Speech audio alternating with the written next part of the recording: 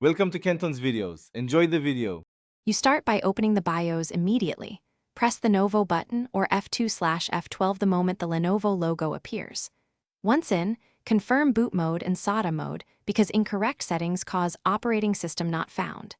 Make sure external USB drives are unplugged so the machine scans the internal disk. Prepare a Windows installer USB or recovery media now. You will need it to repair boot files. If the internal disk is not listed, power down and reset the drive before continuing. You boot from the installer and select Repair your computer, then open Command Prompt.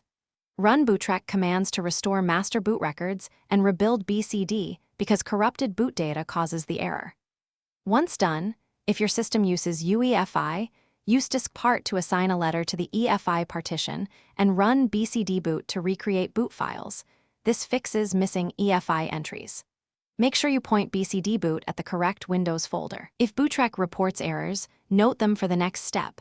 You now set the internal drive as first boot in BIOS and remove the USB installer, then reboot to confirm Windows loads.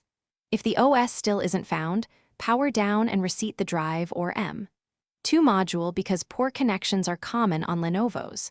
Run built-in Lenovo diagnostics to check disk health. A failing drive will need replacement.